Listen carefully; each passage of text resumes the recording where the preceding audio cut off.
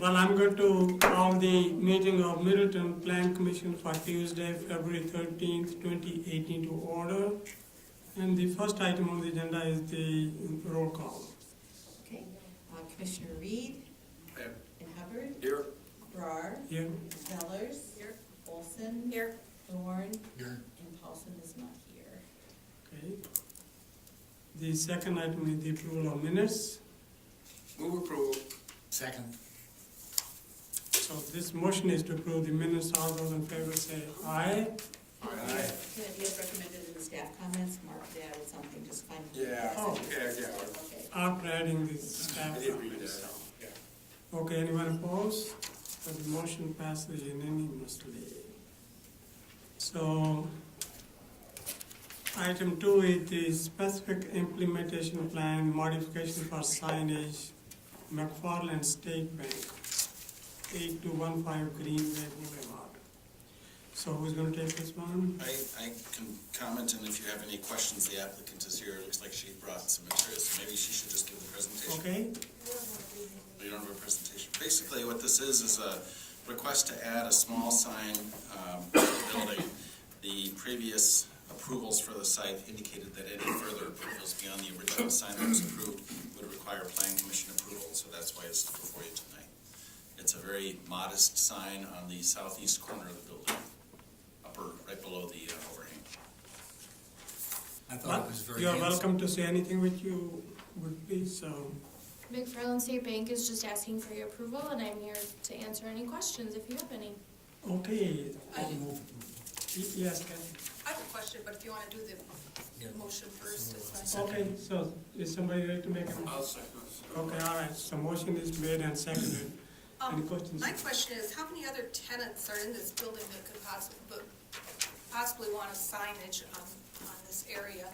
I believe there are 12 tenants listed on the existing ground sign that the building has, but I don't know how many tenants are in the building. Are you listed on the ground sign also? Yeah, McFarland State Bank is on the ground sign. So that possibly this could open up a lot of different tenants wanting to do this signage. Possibly, yeah, I don't know. I know it's written in their lease that they're allowed to have a sign. What's that? It's written in their lease that they're allowed to have a sign. So I think that might have been something the building owner. What's the plan commission approval then? Well, It's in It has to come back here Yeah. for us to approve it, that's how it's, Yeah, but if, but I don't know How what, can it be I don't know in- what the other 11 leases say. yeah. I just wonder how it can be in their lease that they can have one when it needs to be, with approval? With Needs- approval. Yeah, it says with approval. With approval. Is this a new location, or are they already there, they're just adding the sign? It's an additional location, yes, new. It's their Have one on the other side. mortgage branch, I think. Dennis, you had a question? No. Anyone else? Yeah. Okay, yes, David. This is why I worry when I keep asking for people where their signage is going. You know, this is just jammed in at any place it can get. And it really worries me that this starts a precedent or continues a practice of not thinking about signage until, oh my goodness, we need to put a sign on the building. Right? And it is just, I find it unacceptable that, you know, any sign can go up anywhere on a building. You know, we have in the past asked for a building plan, Yes. for a signage plan for a whole building.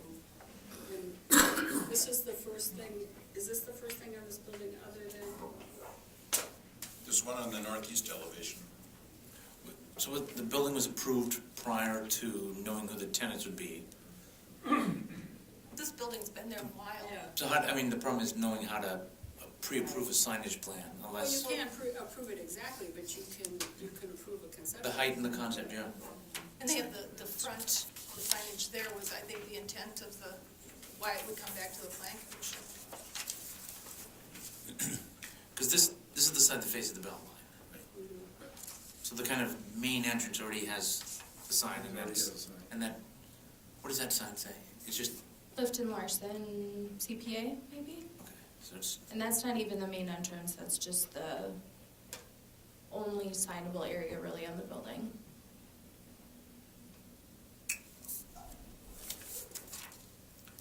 Any other question? Mark, do you have anything to add? Do I have any idea? Do you have anything to add? No. Just to David's concern, it's troubling to establish a precedent, but any SIP modification is not, in a legal sense, precedential. But, yeah, we don't want our docket filled with all the signs. I know how much Dennis loves sign Yeah. variances. I think it's a very tastefully done sign, Yeah. but you're right about the other 11. If they're all coming back, then we have. Yeah, I think it does look nice. Yeah, one looks Yeah. okay, but if the other 11 want to follow suit, I don't think that that's You know, I acceptable. think Kathy makes a really good point. I wonder if it would be appropriate to ask the owner of the building or to tell us what's in the rest of the leases and to put together a conceptual plan for the building for the future. I mean, there are probably businesses in there that have been there for a while that are asking for things. But knowing that they could, Yeah. then Yeah. may want one. So I think you will do that now? Okay, good idea. Good idea. Okay, so the motion, any other questions or comments? This is a substitute motion, right? Do we, or until we can talk to them? Oh, you're deferring it? But no, That's what I was thinking. yeah, that it would be deferred until they could talk to the owner and other potential tenants. What would be the effect on the tenant or the bank on a deferral if we wait till 2 weeks? Probably nothing because the sign, we were waiting for approval before we produced the sign, so. So it hasn't been produced or ordered yet? Correct, they're opening March 1st, so ideally they would like it up as soon as they possibly can, but if it doesn't get approved, we'll have to come back. So the bank is already open or not open yet? Open March 3rd, or Open March 1st, March 1st. It would March take 1st. longer than that to get the sign yes, created though, so it wouldn't be there anyway for the opening. correct. See, I think a sign in that position implies it's got naming rights, right? That this building is the McFarland State Bank building. McFarland State Bank building. Which is not. And that's not what I'm hearing, it's not that, it's just a sign for a bank in the building and the next door neighbor can have another sign. Yep, it's a tenant sign, Yeah. yep. Well, you know, we have, I don't care one way or the other really, but we've got a slew of these off of Junction Road, and we've got some off of Evergreen. So they're not, this is not exactly precedent setting for Middleton. It's an existing practice that has been established. You know, I think it's up to us whether we want to continue to that practice or whether we want to call a halt to it. I think that's what I hear some of the commissioners saying, Yeah. is they want to reevaluate and see if we want to continue the practice. Okay, so Because- somebody have to change the motion then, right? Well, so the issue is, right, if you have multiple tenants in a building, each one is entitled to a portion of the sign at the monument sign at the corner. But in terms of the building facade, I don't know what our regulations say in terms of, does each tenant get a facade sign?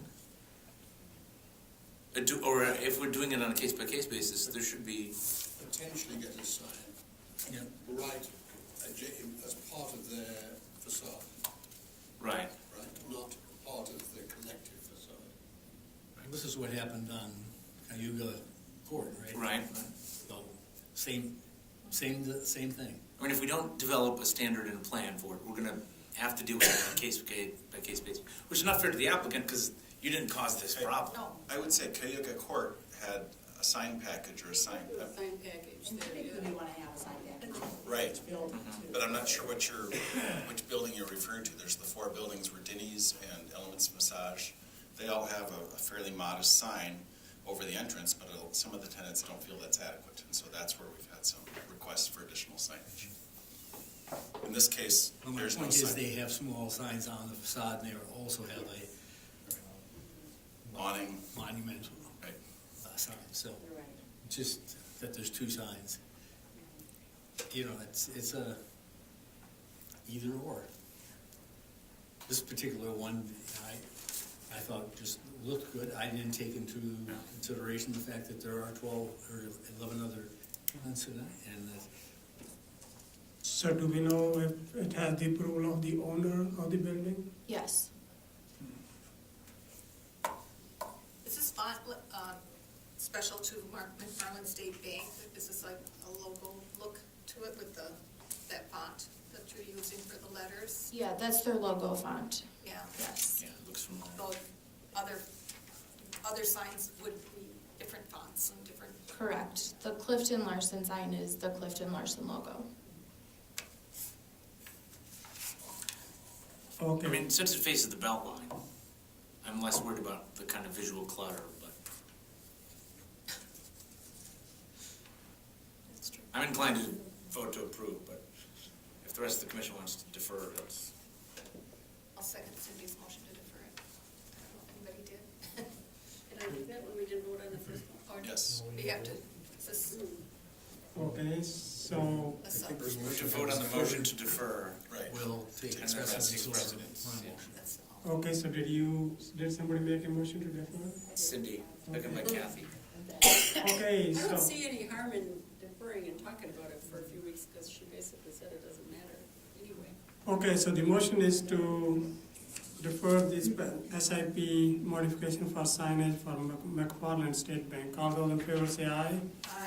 Anyone opposed? Opposed. So, okay, so 6-1, so it will, you know, Eileen, you will put it back at the next meeting, so, and they will talk to the owner and we'll get it going, so, okay, thank you. Well, it's past 7:05, so I'm going to open the public hearing for the proposed ordinance amendment to correct and clarify the provisions relating to parkland dedication fees for subdivisions. Eileen. This is kind of cleanup language.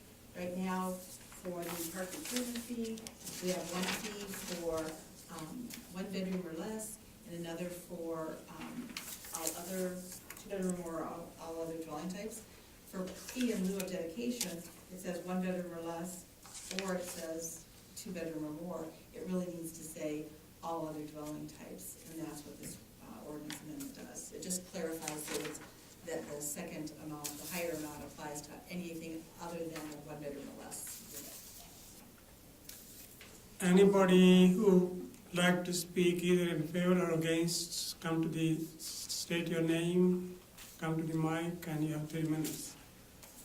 Well, all right, if there are no takers here, I'm going to close the hearing for the proposed ordinance amendment to correct and clarify the provisions related to the parkland dedication fees. By the way, we've always applied it to all other dwelling units. This is just clarifying that. And just to point out to the commission, there's currently a bill before the state legislature that would change how we calculate parkland fees anyway, so this may be moot. If that passes, we'll have to redo it all. Well, that's how it is, so. Okay, so it's also past 7:10. So I'm going to open the hearing for proposed zoning ordinance amendment, repeal planned development district infill PDDI section 10.94 and remove minimum parcel size for PDD districts in section 10.82. Anyone who may want to speak? Alan.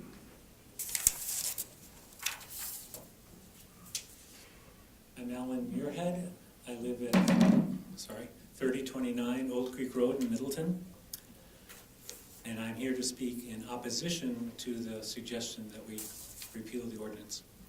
Middleton is changing and growing, we all acknowledge that. But it's important that we preserve the residential character of Middleton. If we allow large buildings, businesses, and apartments to appear helter-skelter throughout the city, we will destroy the very features that make Middleton attractive, the tree-lined streets, the houses, the homes, and small apartments that make up the neighborhoods that draw both young families and older ones to want to live and invest in Middleton. Young families may start out in apartments, but they would like to move to houses someday. And if we keep building out, we'll be destroying that housing base. One way of protecting the things that make Middleton special is to maintain the current ordinance on infill zoning. Infill zoning is explicitly designed to add limits restricting the size and impact of new development. The original circumstances that led to the creation of Section 10.94, as we are told, was commercial development along University Avenue. But in fact, these conditions are becoming more prevalent throughout the city as it continues to develop. Infill zoning is still an appropriate tool to achieve controlled and intelligent development in existing neighborhoods. We urge that you not repeal Section 10.94, Planned Development District Infill PDDI, and rather than removing the language on minimal parcel size in Section 10.82, we suggest that you modify the language to say parcels less than 100,000 square feet must follow Section 10.94. In other words, take out the escape clause that's in there right now. Thank you. Thank you, Alan. Anyone else who may like to speak either for or against? Okay, if there are no more speakers, then I will close this part of the public hearing for proposed zoning ordinance amendment. And it's already past 10:15, 7:15, so I'm going to move on to the request for conditional use permit for Lycon on 8125 University Avenue. And Mayor, I have a quick announcement to Yeah. make. We learned early this week that the state law has changed with respect to conditional use permit public hearing notice requirements. So we sent this out as a Class 1 notice, meaning it was published once, which is how we've always handled conditional use permits probably since before Eileen was here, I would guess. Yeah, So well, that was state law. That was state law. State law, State right? law, So, yeah. well, I mean, I don't think it's changed since No, then. it So hasn't. we were made aware by our city attorney that changed last fall, and we just found out about that. So unfortunately, that means this hearing will have to be, another hearing will have to be held. There's no reason you couldn't have a hearing tonight, but you cannot take action because this is not a legally noticed hearing. It's been noticed, but it doesn't meet all the legal requirements of notice. So we are going to have to schedule a Class 2 noticed hearing, and the earliest we can do that is for the March 13th meeting. And I let the applicants know today that we had just learned that information. But, if anybody wants to speak, Right. I guess you still have the right to do it. We just won't take any action on this, so. Go ahead. I'm Nice. Tom Sorry, it's Class 2 means it has to be published twice, 1 week apart. I should have said that. In the newspaper of general circulation. So now it's more of an informational, Right. Yes. so, in that regard, Go ahead and state your name and, I'm Tom McCoy Engineering, representing Lycon, the architect engineer for the project. I have some additional info that I could hand out, basically before and after pictures. okay, thank that you. we didn't get into the original package. And I'm G.R. Lyons with Lycon, owner, president of Lycon, so I'm here just to answer any questions. Okay. Thank you. Well, does anybody want to ask any questions? I mean, they are here, they have spent their time, so, So just for the record, what you're submitting to us for the audience to view is both current photos and it looks like superimposed renderings of the building elevations from Deming and Terrace and University. And university. Because there's some concern of the size and of course there's such a great difference from Highway 14 to Deming, or the Terrace, almost 14 feet. The requirements of over 35 feet and less than 35 feet is kind of mooted depending upon which direction you're looking at the building. From University, it's taller than 35 feet. but from Terrace it is not. But that doesn't negate what the ordinance says. Primarily, the nature of this project is to create an aggregate storage facility to augment the existing aggregate storage building that is undersized. We're going to try to create another aggregate storage facility to expand the amount of aggregate and to utilize the railroad corridor to bring material in rather than by truck. Right now, excuse me, right now the facility is served by dump truck. They bring in all the aggregate. We upload it by rail that reduces the amount of trucks that are of efficiency, as well as, gas and traffic and everything. It won't increase the production of the ready-mix plant that's currently there. That's sized at what it is. It's only going to do what it's capable of doing now. What it will do is give us the opportunity to bring in material ahead of time instead of just in time. And we're going to reduce the trip, probably 100 trips a day of trucks during the season. So it's a pretty significant reduction in truck traffic for the Deming and Highway 14 intersection. Very significant, actually. And that's if it's 75 to 100, that's quite significant. It is. It's very significant. For everything that we haul out of there to deliver to the community, we have to bring in the product to make it. And what we're doing is bringing the product in by rail, probably 80% of it in by rail. And that's why you need the aggregate And that's building, what the because facility rail is comes for. in at one time, it's just a lot more stuff. Correct. It comes in, there'll be, I think the railroad's saying 10 cars delivered, and we have to be able to unload those cars. And we're proposing this facility to do it into rather than just putting it on the ground in big piles. So the development proposal before us is just the construction of that one aggregate building Correct. The conveyor. and the conveyor. Well, yeah, the conveyors are part of the building. That's how you move the product into the building. Instead of, you could take it out of the railroad car and put it on the ground and just have a big pile on the ground and then use an end loader to put it into the plant.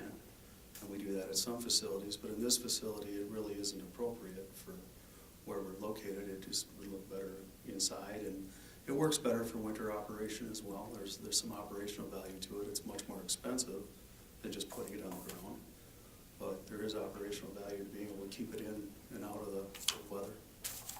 And the height of the building is, you need a little bit taller because of the conveyor belt, right? Correct, yeah. Okay. You use gravity to move the material from the bins onto the conveyor belt, and we need the height to get that. But it's the volume too. It's just a volume calculation to be able to get enough material in the building to empty the train cars. Mhm. So the train cars can return back to get filled, to come back another time. And the railroads, you have to keep a schedule. So you don't want the cars sitting there. If it rains and there's no business going on that day, we still need to be able to empty the cars so they can return on the schedule. So we sort of have a responsibility to keep our end of the schedule with the railroad.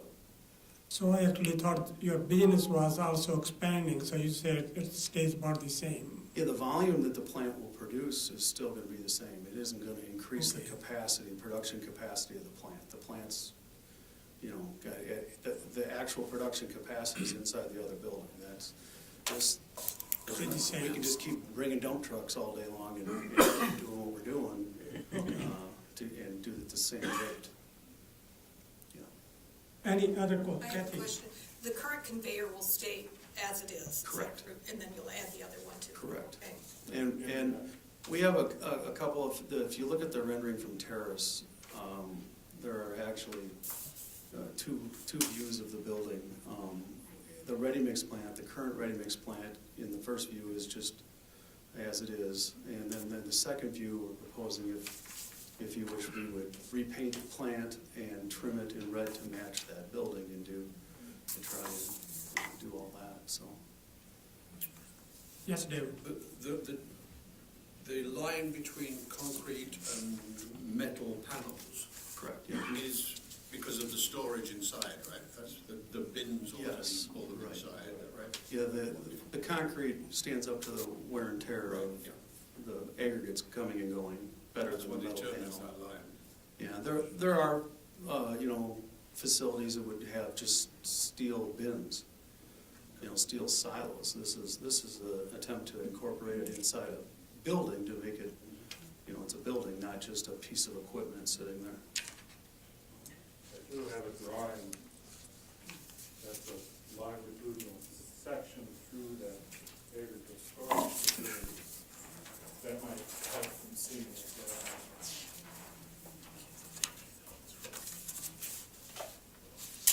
on. The, Yes, go ahead.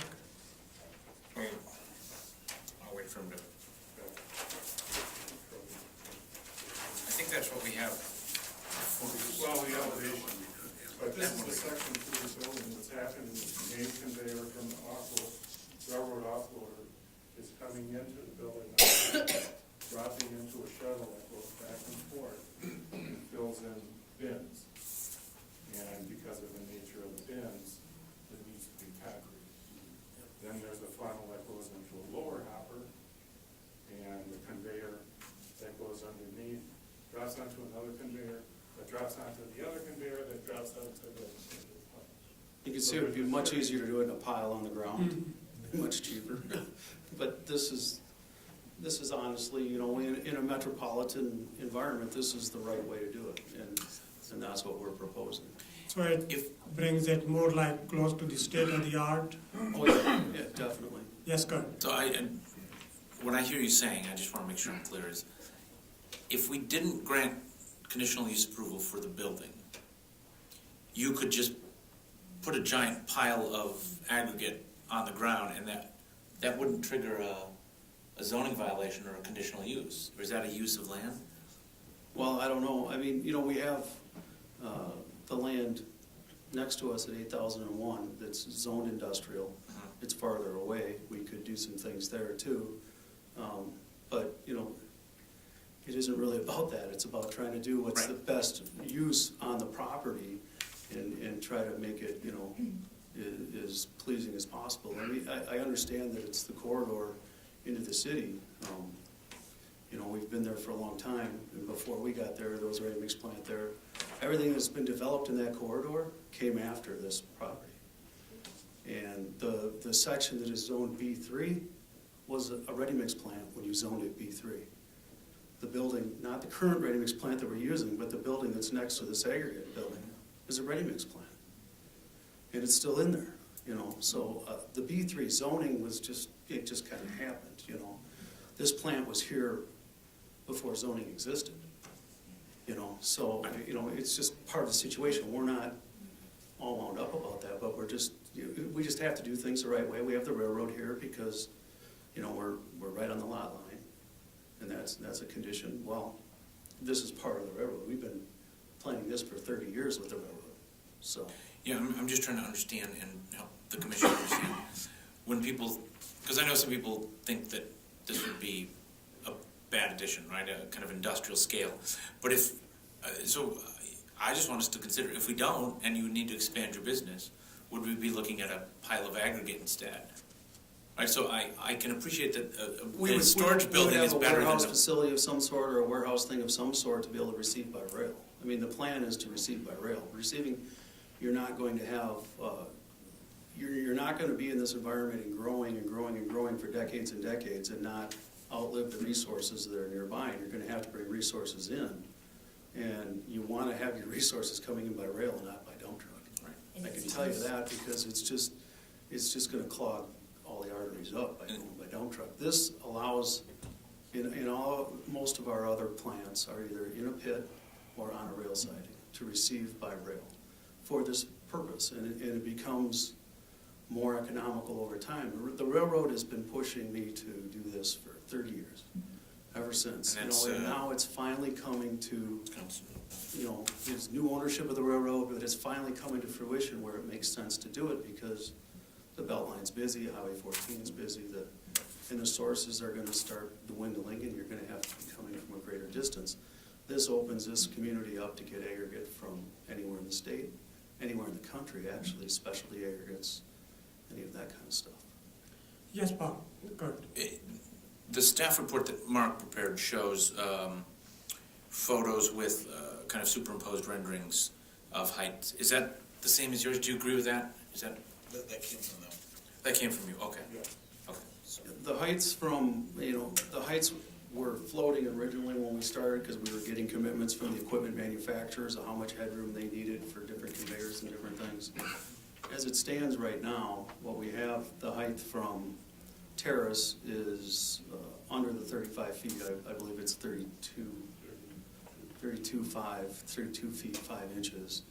And from Deming, it's 20 feet. And then from University Avenue is where you have the 42 feet. And that's just because we didn't want to fill, the property, below because the ready-mix plant's close. And it's a small site. We're doing a lot on a small site rather than taking up more land. I was just gonna say, this is a use that we need in a growing community as, needed in a location that's accessible. I think Mark had suggested several things that he could talk to you about that would help at least soften maybe the appearance of the building. And it sounded like maybe you were agreeable to that when you Right, commissioned. and that's one of the reasons I asked the railroad people to be here as well, is because, on that 50-foot easement that they have from the center line each direction, you really don't have the right to ask them to do anything, right? But we can get the railroad to allow us to put some, shrubbery in there and some trees on that lot line, and they're very workable with that, because we're doing this together in conjunction. I like your rendering, they look pretty nice. So if you actually maintain those colors, yes, they would. Can I also point out that you've got a magnificent site for a piece of artwork? And that concrete wall could be something that says you. Yeah. I never thought of it that way. I think of it as making concrete, but. It's just concrete, right? Yeah. There's all kinds of things that are just concrete. We're usually trying to keep people away with their spray cans and everything. As long as it doesn't look like tagging. Yeah, it's a very concrete example of what we want. But what we want to do is we want to make something that, obviously, we're trying to make something industrial as pleasing as possible to the community, and I think we've been here a long, long time. My entire career, we've been here. When I was in college, I was hauling loads out of this plant, and it was nothing but a marsh across the street, right? A lot of people remember that. Well, But if you do something positive with that concrete wall, that will tend to keep taggers away. Yeah. Right?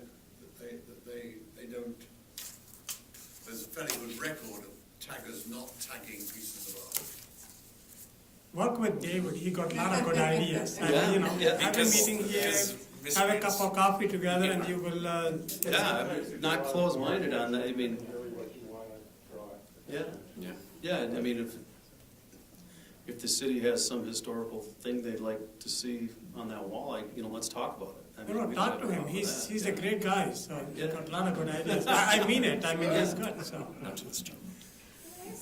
Yes, This is a Cindy. curiosity question on my part about the zoning. This is probably a question to staff. They own this whole property and there's two different types of zoning. It's been that way my 30 years. So that precedes all? Precedes all I of think it. it happened, I think the B3, did that happen like in the late 70s, early 80s, when when it came in from the town of Middleton? And I don't know, we were all asking each other, we're gonna blame my father, but, But you own, that's. we didn't know. I mean, this will be my 31st year, I didn't know anything about it, so it predated me, but the property, if you look at the picture, if you look at the B3 zoning, that ready-mix plant was originally on the B3 zoning. I mean, Hank Ramish we bought There's the no property in '72, and it was, I think, all industrial then. And then that little corner came in from the town into the city, and I think it got overlaid I think it just happened. I don't think anybody really worried about it at the time. Nobody. It appears that the split line is an exception line. Yeah. Yeah, Yeah. Oh, that's why. That makes On the sense, side of the yeah. second, Yeah. the city added it. Yeah. So when it was annexed, they just said, okay, here's the section line. so That's it's the a lawfully existing, it's a non-conforming use, Yes. but that preceded the zoning. Do we treat it as two parcels, or do we look at it in aggregate? From our standpoint, it's however you want to do it. It's all one as far as we're concerned, because we've been doing the same Yeah. thing, you know, from day one, so, you know. Yeah. But it is interesting because it requires both a conditional use permit and a variance, Correct, so. but it's one right. parcel, so that's, Right. it is kind of weird. Yeah, so however you would like to deal with that to make it correct would be, you know, fine with us. PDD, We're aye. going to get the trucks. Is there any, PDI. is there pros and cons of, What's the question? What would be the pros and cons of rezoning it? Well, rezoning it, rezoning should occur in the context of consistency with the city's comprehensive plan. right, Our comprehensive plan has not contemplated the long-term use of Lycon's use here for, in the future. We would anticipate it in the future would redevelop at some point. So that's the biggest hurdle probably in terms of not being able to find that it's consistent with the comprehensive plan. I think if we could work it out with this latest thing, then that would probably, help them for some time, and we could deal with it in the future when they need to know about what they want to do. Because it has been that way for We could do 40 what? years. Well, if we can deal with their current request in terms of the current zoning Oh, yeah. with the split. no, I that agree. will handle it. Yeah. I mean, even though I can agree that in the city's long-range comprehensive plan, if we were to start from scratch again, given what's there now, a highway commercial use would be what we would plan for that use. But I'm very loath to do anything that stops an existing business from expanding. The idea of using zoning to try to make it difficult enough for an existing business that they move so that we can redevelop the property is really goes against the idea of what zoning is for. And so, I wasn't it kind of, suggesting no, that. right, I was just no, I know curious. that, I know that, but I mean, sometimes, one way to read the staff comments is that the long-range plan is that this should be, Yeah, long range Commercial plan, I and don't so- want to see us there, right. But that's been, and that's been the case for a long, long time. I mean, we're a 100-plus-year-old company and going into the fourth generation, and we're not in a big hurry if this, but, we started this around Christmas time, and what Eileen said is we that, won't get anywhere until March or April before we start. I That's mean, fine. all of us need concrete and aggregate. Yeah, we're planning on being there, it's a good location. Even though at a use, it's the kind of thing that we wouldn't necessarily locate in an urban area right Correct. now. Yeah, I understand. It's there, and so, Or it'd be in the quarry, for example. And I think the long range, I'm sorry, I didn't know. no, go I ahead. think the long-range plans are, if you came in and you said, well, we want to redevelop, well, that's when I think, to me, the long-range plans kick in. Right. So, because right now, you are an existing business, you're a needed business, and so. And I think we've been open to listening to what developers have had to say, I bet there's a and lot. it's just, it all comes down to numbers at that point, and, we need to be on the rail, in our opinion, long-term, Yeah. so. And you might be there for another 50 or 100 years, and then just say, well, we're going Hope to so. redevelop, yeah. We won't probably be the people sitting here. I won't be, but Making these decisions. Well, I do have a couple of questions. Yes, please, go ahead. Actually, I do remember when Ramage used to have a concrete company there, and yep. they used to bring stuff out of the old plant. But my question is more relative to, do we anticipate from a noise perspective, as we're moving this aggregate around, is there a noise issue, or are we creating a noise issue? And the other question I have is relative to dust, and if that's being addressed as well. Good questions. The building's enclosed. When the aggregate's transferring, the transfer points are enclosed. Everything is enclosed, and that takes care of any dust issues. However, the aggregates that are being brought have been previously washed, so that dirt and extra very fine particles are not in there that create the airborne dust. They're very, very low. And the noise standpoint, because it's all enclosed, all the aggregate falling and going, all that, that's also enclosed. It isn't any louder. It isn't going to increase the noise from what we're currently doing on the property. It would probably lessen it from the standpoint of when a dump truck dumps, he raises up, then he hits a switch and vibrates the aggregate, so you can hear a vibration. You know, if you're not gonna have that happening 50 to 100 times a day, that's gonna lower. How does the noise. train, how do they get the aggregate off the train? The train just stops, drops the 6 or the 10 cars and leaves, and then we have And you a convey little it? machine that hooks up to the, and we can move them. When we move a car over a hopper, Okay. we open the doors of the car, the aggregate okay. just goes right out. And I have it on the sides of the cars are at a 60-degree angle, so the aggregate just comes right out. You don't need to vibrate. The only reason we don't do that year-round is because the aggregate freezes in the cars and we can't do it in the wintertime. But we can do it, you know, 10% of our business is in the wintertime. So when we're really moving aggregates through there is in the summertime. And you are using the conveyor belt now as well, so I think, so it won't be any more noisier than what it's now? Correct, yeah, there's already a conveyor belt underneath the existing aggregate building and a conveyor belt feeding the plant. The same conveyor belt's gonna be feeding the plant. And in this building is the same setup where the conveyors are quiet when they're Okay. running, when they start.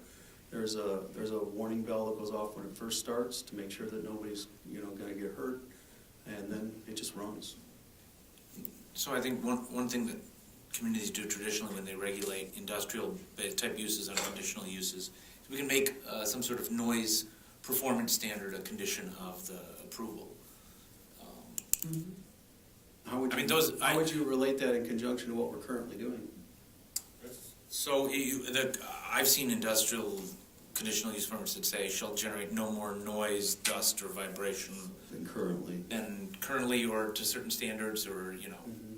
So I don't know what the, And I'm not, you I don't know know, how to write that. years ago, we had to go and do all that to take noise levels to make sure we had everything from different property lines, and everything conforms quite well to the codes we had to. We were, you know, every year there's new things you have. Is there a state permit that you need that has a noise component? There was some, yeah, there was a component, and you know what, I I can't, think they got rid of that. it's 20 years ago that we were doing that, but, or 15 years ago, but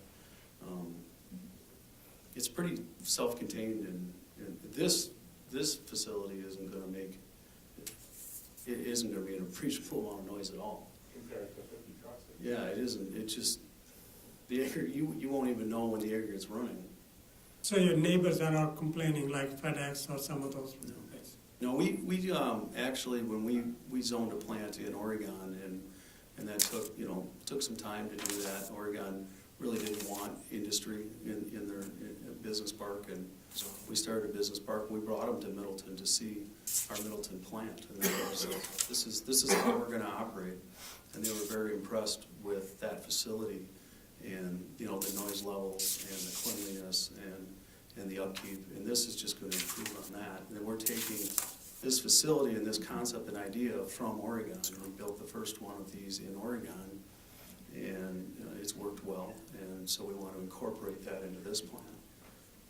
And this will be And better they've than had the- no complaints in Oregon with us as a neighbor noise-wise. Okay, any other questions? This is actually a non-hearing because we're going to have the other hearing. Let's see it. Okay, Okay. any quick question, leave, anybody? So, okay. Close it officially though too. Yeah, I'm going to officially close this part of the hearing. So, Anyone else want? Was there anybody else who wanted to speak? anybody else wants to speak here?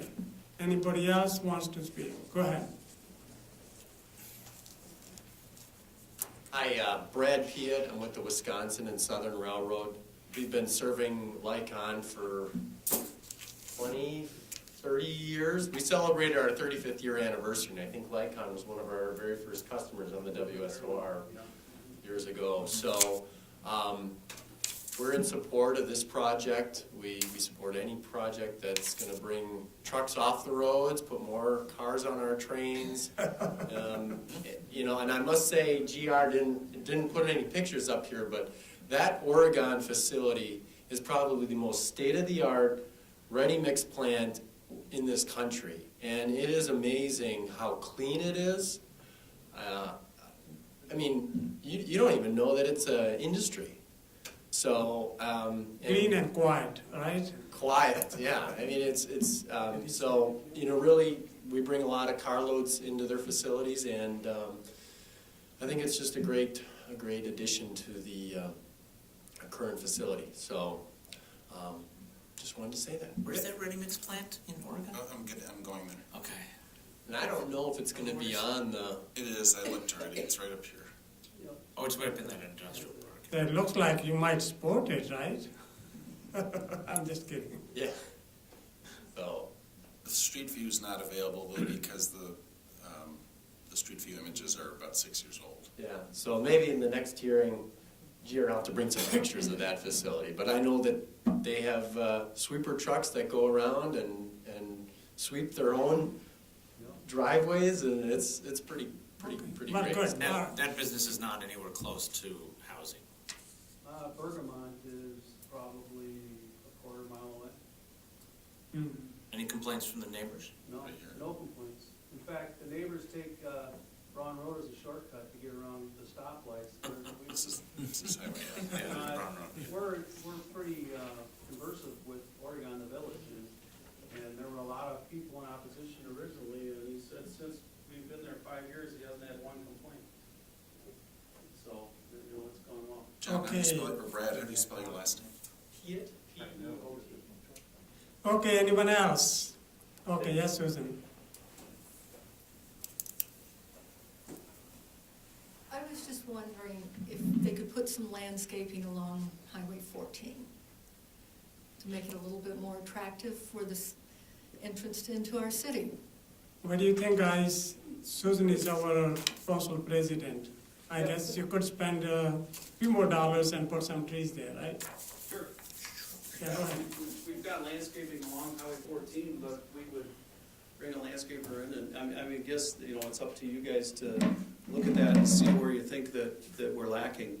But, we're pretty, we try pretty hard to landscape all along the truck route. Yeah, so you are doing wrong. On the city's right of way or the highway, the state's right of way, or we can't plant there. And we try to be a little careful not to put something right at the driveway where the line of sight is gonna be compromised for the trucks on and off the highway. But other than that, we have, that's one of the things with the railroad, from the backside with terrace and all that, we can plant some trees along there to soften the look as well. And one of the renderings from Deming, you'll see the before, there's a tree, and then we overlaid the building on it, and it kind of covers the tree. The tree isn't going to come down, the tree will still be there and offer screening. But yeah, we're very workable on landscaping and screening. Okay, so Eileen, you will make note of it. And I like your rendering here along Terrace Avenue, those with trees and shrubs, so. Good, thank you. Okay. All right, now, anybody else who might want to speak? Otherwise, I'm going to officially close this part of the public hearing, and we're going to move on to item number 13 to set a public hearing. Request for rezoning from Office District P1 to Plan Development District, GIP, PDD GIP. I move that we have a public hearing on March 13th at 7:05. Second. Okay. So, any questions, concerns? Okay, so all those in favor of this motion say aye. Aye. Anyone opposed? So we are going to move on to item number 14 to set a public hearing, a request for conditional use permit, Middleton Gymnastics Center, LLC, 8330 Forsythia Street. Move that we have a public hearing on March 13th at 7:10. Second. Okay, all right, so all those in favor of this motion say aye. Anyone opposed? So the motion passes unanimously. Now we are down to item number 3, right? Yep. Okay, so this is the extraterritorial survey, certified survey map for Town of Springfield. Marty, 73340, County, Trunkee. Plan Commission, so who's going to, Eileen? Yeah, I think the applicant might be here, so. All right. And this has been approved by the town. Yes. I was just told Please. all I had to do is show up. Yeah, go ahead and state your name and say whatever you like to say. I'm Donald Marty. One of my kids wants to buy a lot off my farm. And They so do. everything's been surveyed and okayed and everything, and Staff recommendation is approval. So moved. Second. So your kids want to make you happy, right? well, We'll see. I think Dad's making them happy. Yeah. Okay, so any questions? Okay, the motion is to approve the CSM for Town of Springfield, Marty 7334, County Trunkee. All those in favor say aye. Anyone opposed? So the motion passes. Wow, okay, so Thank you're all you. set. Thank you. Do I have to receive any papers, or they'll be sent to me, or? Well, your surveyor can come and have the CSM signed. Thank you. They can work it out, thank you. Okay, on to item number 4, extraterritorial certified survey map, CSM, Town of Springfield. This is Hanson, 5188 Pheasant Branch Road. Eileen. And again, it's been approved by the town, it's north of Balzer, of Pheasant Branch. And our agreement, our intergovernmental agreement with the town of Springfield provides that they can, allow that's for. Move approval. Second. Okay, so before we have it, you want to explain this to some of the people who might not know? Well, sure, what you have in your packet, and I don't know if you want to bring up the map, the intergovernmental map, Mark. I'm getting there. This is from 2003, and we're pretty proud of it. It was a negotiation with the town of Springfield. And basically what it does is it sets our growth area, our initial growth area for the first 20 years. We're probably going to extend that. We had already extended it 5 more years. It goes to 2029, is Area A. The only area that's been developed within that is Misty Valley, which is right off of south of Greenbrier. And then once that's substantially complete, it doesn't have to be completely, but substantial development, we can go to Area C. But within the town, you can see that a large area of their township is agricultural preservation. And we support that, and that's one of the reasons why the city's been so supportive and worked with them on this intergovernmental agreement and the map. And I was just asking Eileen, Mark might know, but, so that part, we have been trying to do some development with the airport, so I guess if this area is long-term reserve, so we can, well, anyway, we can Yeah, talk we'll have another to, time. yeah, So. we'll have to look at that. Okay, so anyway, I wanted Eileen to explain this so that you guys know what that is. So. And at some point, we might ask, in the next 5 years, we might ask the town to sit down and look at this and look into the future, and see if there's, an extension of it. Again, because some of the farmland that's in the town of Springfield is some of the best, I've been told, not just in the country, but I've been told in the world. So Yeah. I think Wow. it's And just as a question, our comprehensive plan, looking at our long-term growth projections, envisions that we would accommodate a substantial share of our development through infill. Yes, That if it's you're not right. accommodated through infill, would have to require us to plow under a lot of valuable absolutely farmland. right. And yeah, you're absolutely right. Okay, so the motion is to approve the CSM for Hanson 5188 Pheasant Branch Road. All those in favor say aye. Anyone opposed? So the motion passes unanimously. So the next one is for which we just had a public hearing, proposed ordinance amendment to correct and clarify provision relating to parkland dedication fees for some subdivision. And there's the only change of few words, so I'll move approval. need a second. You mean move to recommend approval to the council? Yes, yes, so the only, I'll second. okay. I'm on the wrong. Any questions? Well, I'm just wondering when we're gonna start building parks. Has nothing to do with this issue except As that, soon as we get some money, Dennis, well, we're a little short. well, I know, but that's the. That's up to our the part. council. That's the part, is it's so easy for people to give us money, and nobody's willing to give us land. We can do have over 80 acres that has been agreed to be dedicated in the community Bishop's Bay, so that will be good. In addition to what is there now? Well, what's been already dedicated is part of that 80 acres. Okay. So, and then they're also paying park improvement fees for each unit that's being built, so.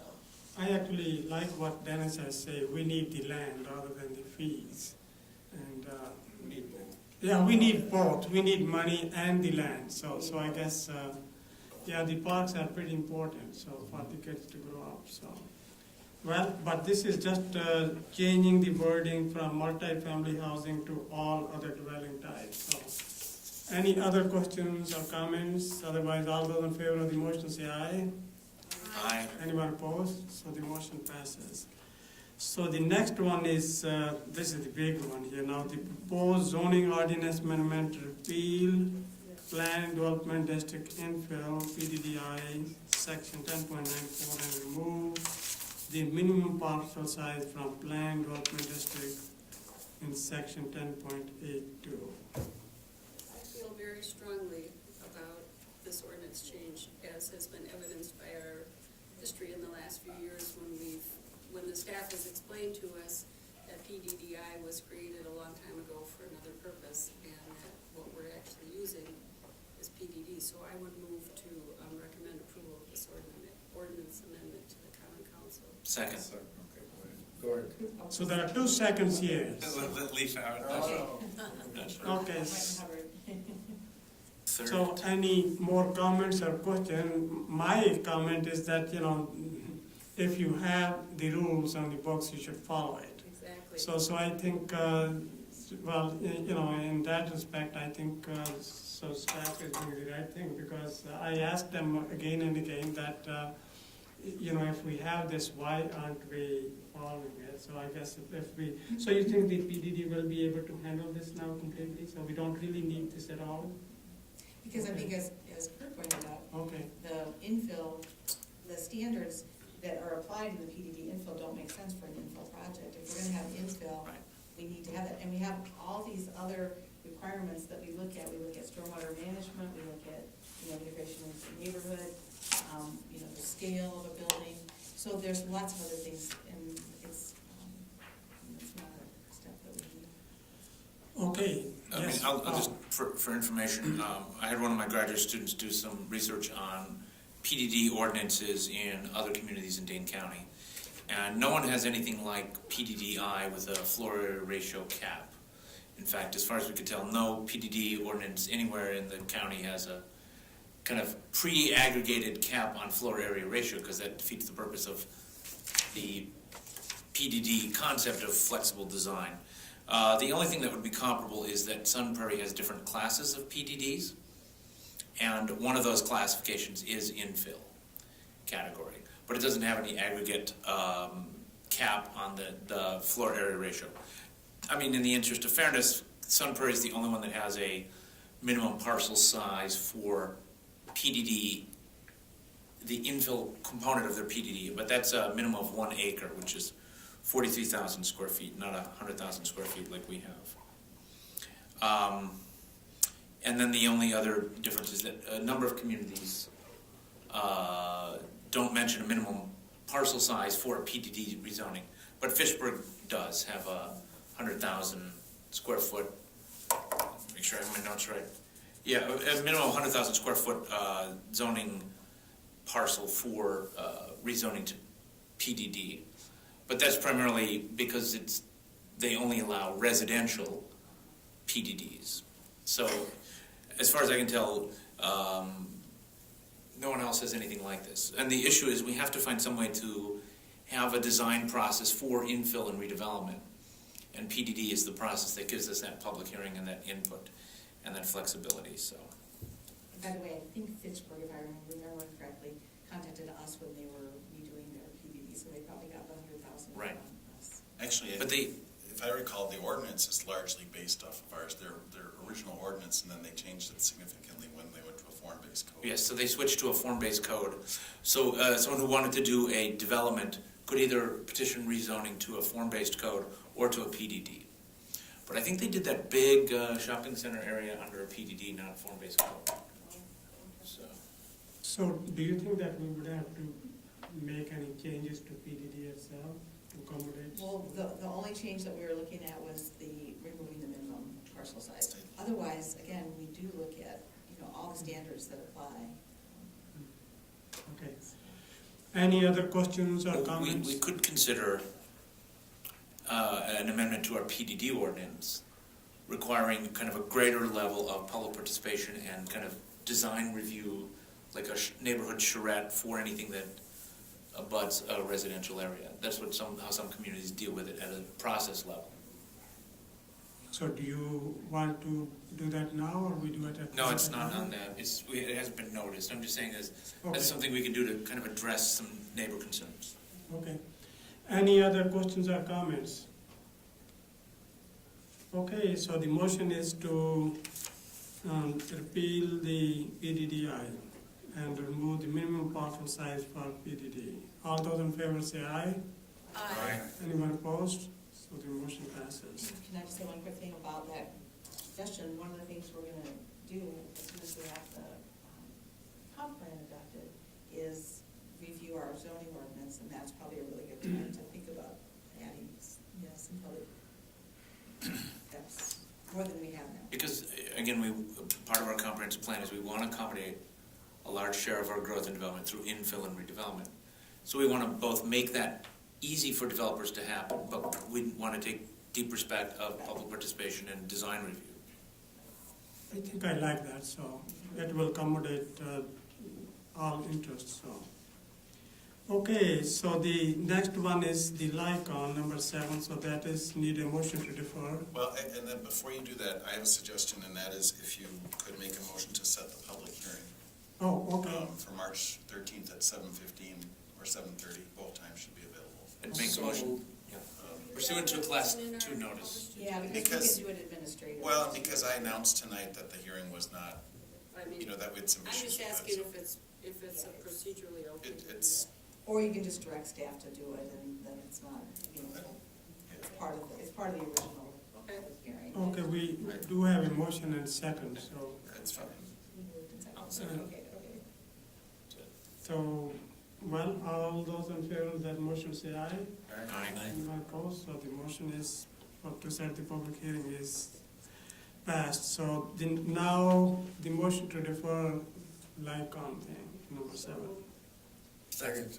Okay, so the motion is to defer the request for conditional use permit for LICON on 8125 University Avenue. All those in favor say aye. Aye. Anyone opposed? Okay, so the motion passes unanimously. So this is number 8, specific implementation plan modification. This is the Chef Motors Building Addition 3440 Tribeca Drive. Recommendation is for approval. With contingent on resolution of engineering staff comments and recommendations, which I think have been provided to the applicants. But it fits into the existing area, into the footprint, not adding any impervious or match. I'd move approval. Any questions or comments? Okay, all those in favor of this motion for the SIP modification for Chef Motors Building Addition, say aye. Aye. Anyone opposed? So the motion passes unanimously. Item number 9, request for a general implementation plan modification, Airport Road, Business Park, LB Land Investments Incorporated. Aline. And I just put together a few additions to the comments that were provided in the packet.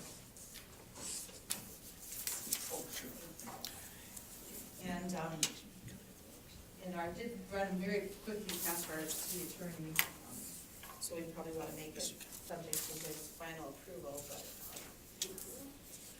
basically, my idea is to limit the change in the GIP to one lot and one use, and that would be auto body but it would have some prearranged or initial requirements prior to going through the conditional use. Four-sided architecture, appropriate fencing or screening. Some people want to be sure that there's screening, some people want to make sure that the screening isn't out of the ordinary with the business park, so I think that'll be a kind of a fine balance. Lighting, of course, to meet the city's ordinance. Hours of operation determined through the conditional use process, and part of this is from things that we've had for other auto body uses. Compliance with all applicable ordinances, including signage and noise, and then anything else that the plan commission finds through the conditional use process that is needed to help ensure compatibility with the other uses. But I looked at a couple of Abra auto bodies, and they're on places like Odana Road and Boulevard and the east side. So they're not in industrial parks, but they're in commercial areas. So I don't see why that use couldn't go with it in that area. It's less of an industrial You use realize than- the design they're proposing is substantially different though than what's on Old Dan. Right. So you want to come No, to I know, and I saw the one on High Crossing, it's very nice. Yeah, I'm not really worried about it. She's happy with those, but if you want to say something, well, go ahead and come to the mic, so. Yeah, no, I'm saying, I think it's, So you don't really like it to be there, right? I'm very supportive. No, I just wanted that Wow, clear, we because could really Odana tell, Road is so- a very old Identify yourself for version. the. Jean Whitish, LB Land Investments, landowner. And then one other just housekeeping item is that the primary lot that is actually being purchased, and then there is that little remnant outlot that we still have to clean up title work-wise, so it'll technically be two lots, they're connected. It connects to Nursery Drive. I can show you on a piece of paper, but we just, before it gets to the final draft, we can work on the legal on that. and my comment about the architecture was just that it currently is in areas where that's gonna be, is very visible, and. Exactly. I don't think this will be necessarily out of place. It's just, I think design can take care of a lot of uses, making sure. I agree, so, thank you. Where would this have an entrance on Airport Road? I know No. that's one thing that. There's no homeowner access on mentioned. Denver Road, no. None of those lots have access. Okay.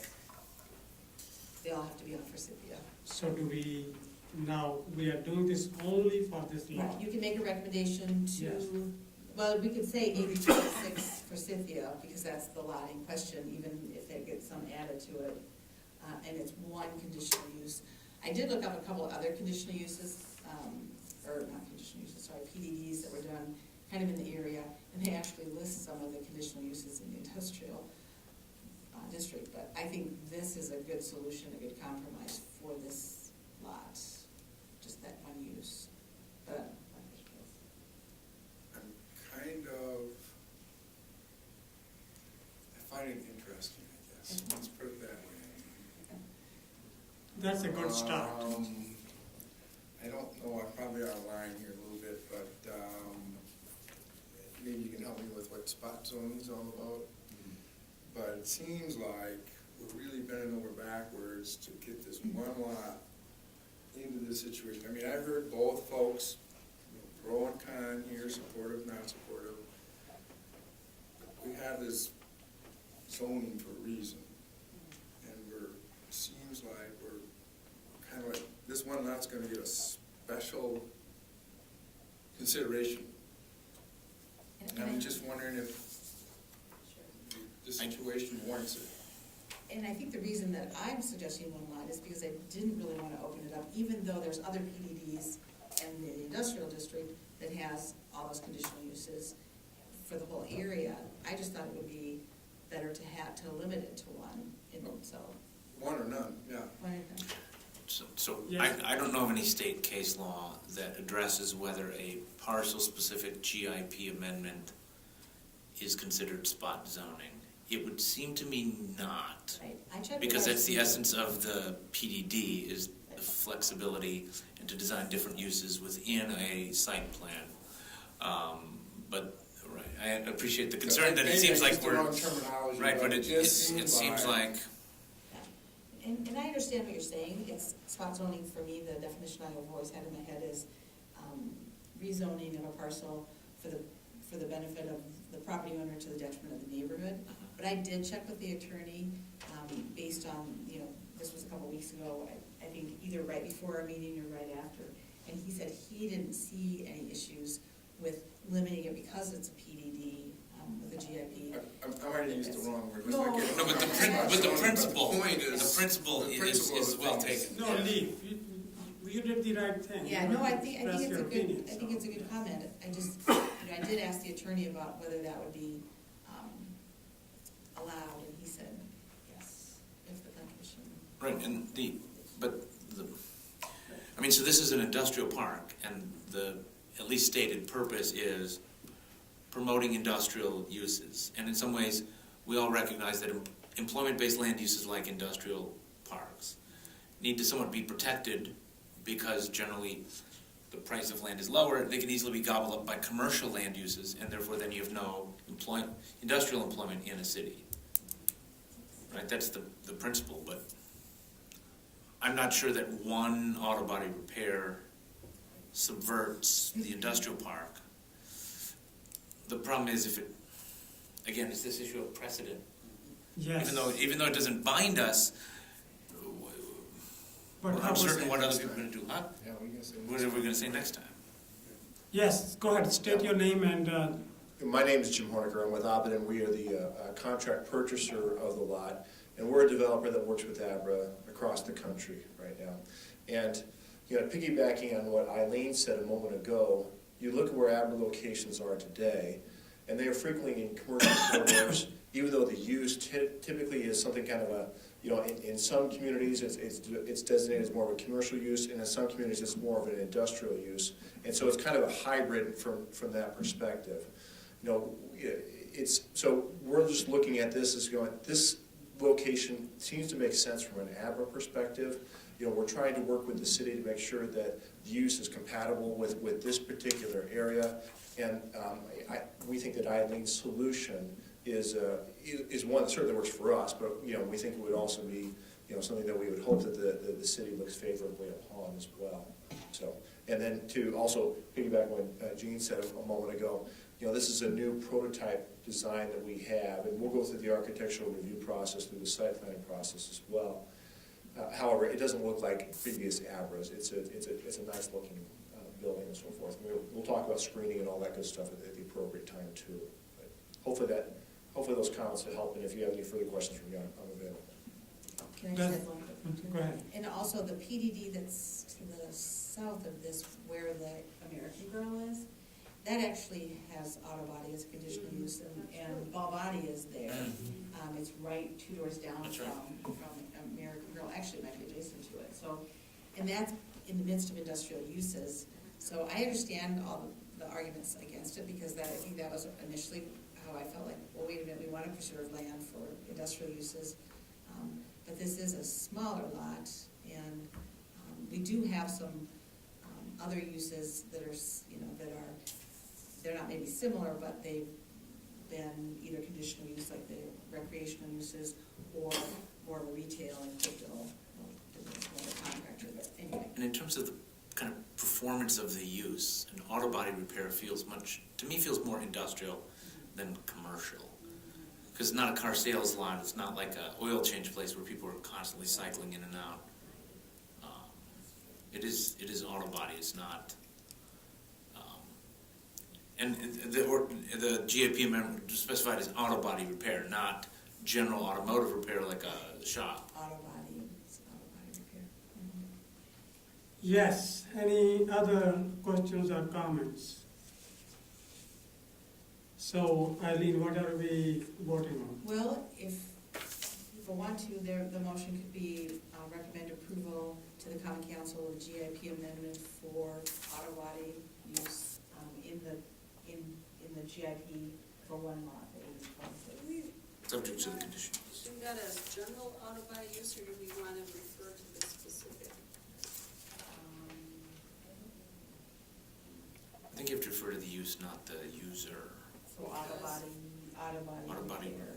Auto body repair would be the cover. And then it's only for that lot, so.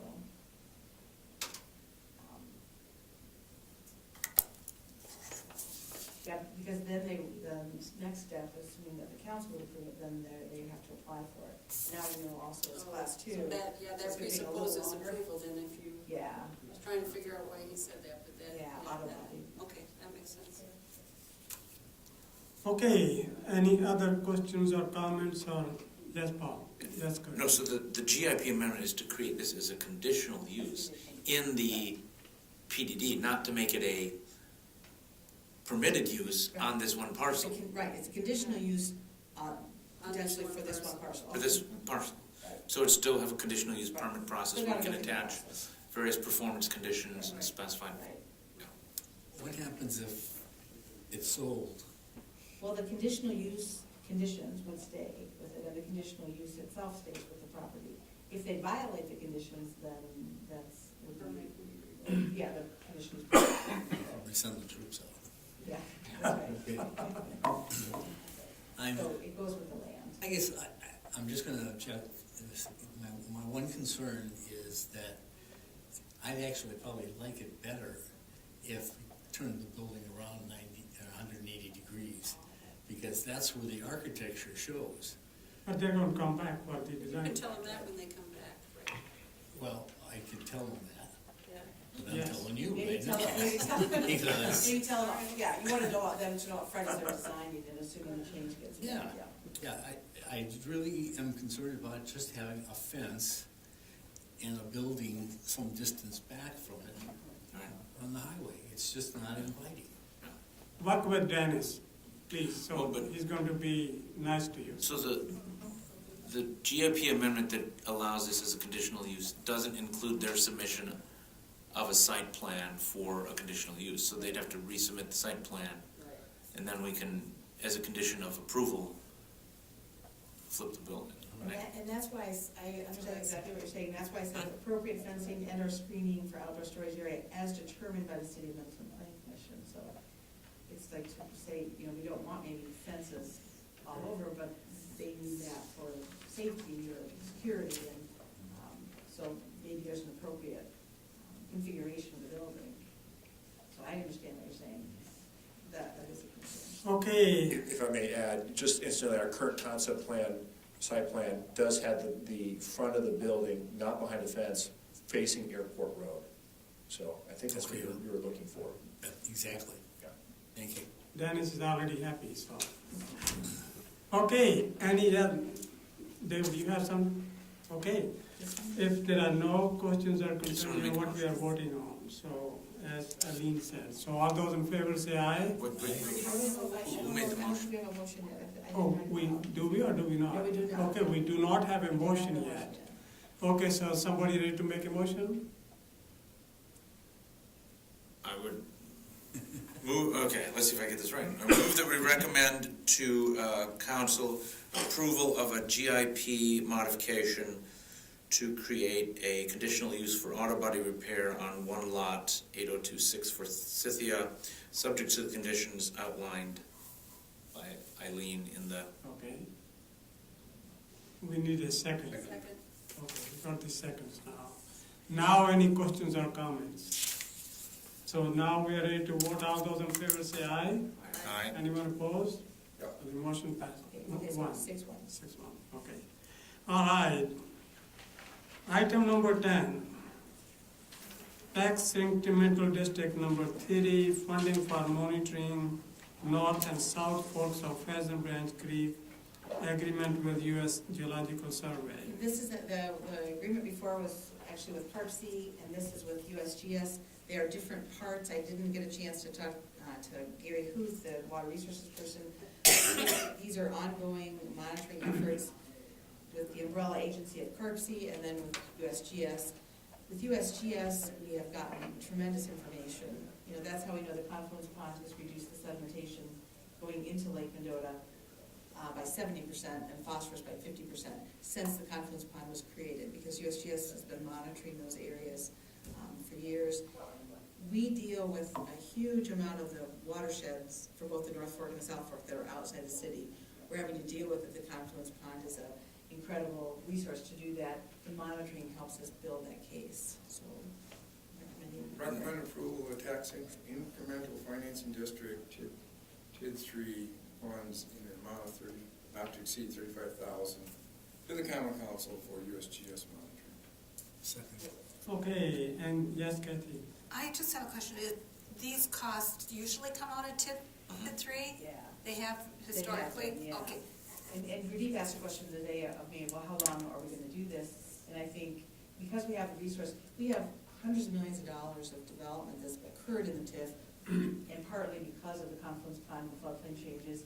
This is giving us good information as we continue to develop in that area. So as long as we can, I guess would be my recommendation, as long as we have that available to us. There's that but for that George is looking for, right? But for the confluence bond, a lot of these But for that confluence pond. development couldn't occur for the stormwater. That is so true. Yes.